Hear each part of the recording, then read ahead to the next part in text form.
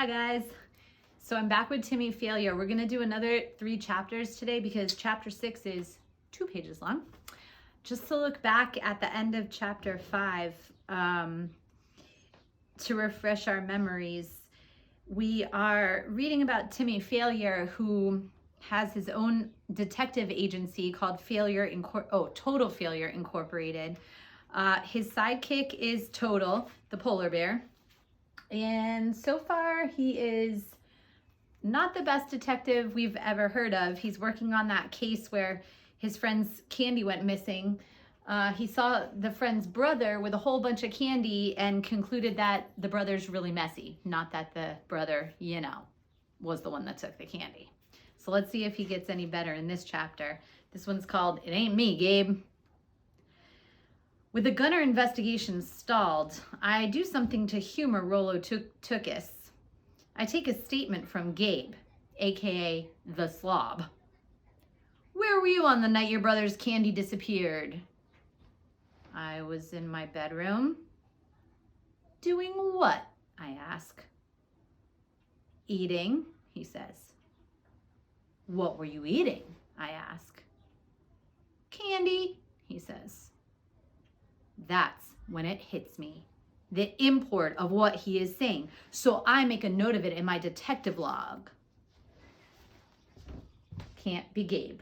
He has an alibi. You can see why the title is the title. Mistakes were made. Chapter 7, Sad-Eyed Lady of the Lunch Recess. Lunch recess is the only opportunity I have to do global strategy planning for the agency. So I eat on a bench by myself. It's the only way I can ensure that the other kids don't see my work and commit an act of industrial espionage. It is pitiful, though. Pitiful that as I sit there and concentrate, my business partner groans and moans behind a chain link fence. The school won't let him in, so he has to stand there until I finish the school day and walk him home. He doesn't talk about it much, but I know he finds it discriminatory. To protest the school's actions, I sometimes put a sign on him. Unfair to bears. When lunch is over, we have 15 minutes to play whatever we want. Most kids play kickball. I sit by the fence and pet Total.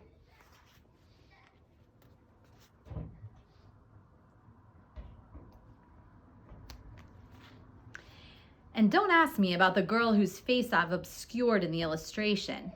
She's the same girl as before, and I still don't want to talk about her. See her right there?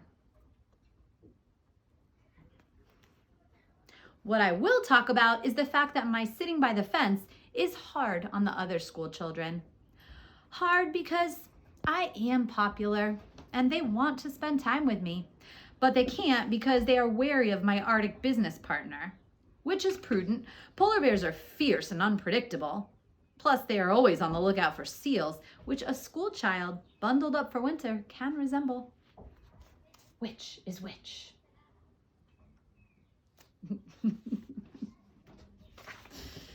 The only person who is not afraid of Total is the yard lady, Dondi Sweetwater. She's a nice enough woman, but she talks quite a bit. Plus, she has absolutely no concept of the time pressures I am under due to the agency. Why don't you play with the other kids? Dondi, my memos won't write themselves.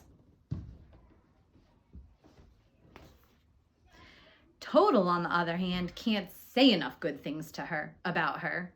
That's because she's always giving me Rice Krispie treats to pass on to him. Total goes bonkers for those things. And that's a real problem because one day we could be captured and interrogated for trade secrets and someone could offer him a Rice Krispies treat and who knows what that fat bear will do. For that reason, I have asked Dondi to never share this vulnerability with anyone outside the agency. I've also asked her to never even say the words Rice Krispie treats aloud, but to refer to said items as the goods. She's agreed to all my stipulations, and at my request has put her assent in writing. Total's fondness for the goods is classified and shall remain so. So swears Dondi, the yard lady.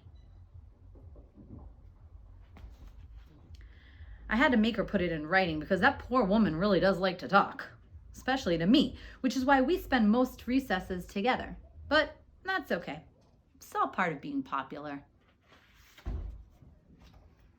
Chapter 8, Once Upon an Iceberg. At home that night, my detective's intuition tells me something is wrong. I've seen my mother pass in front of the house 8 times on her Segway. The previous record was 6, so I know it is serious.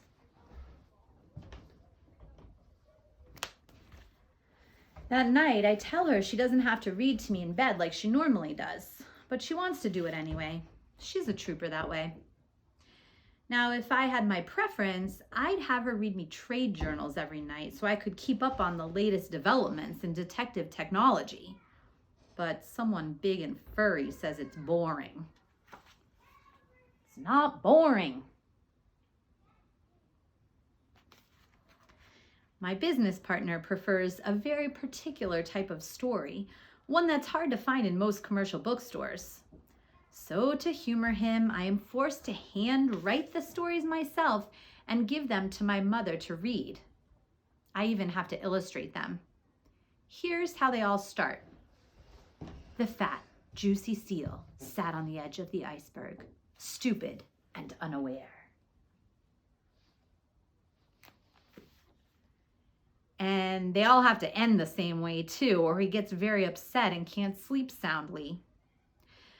And the seal became dinner. The end.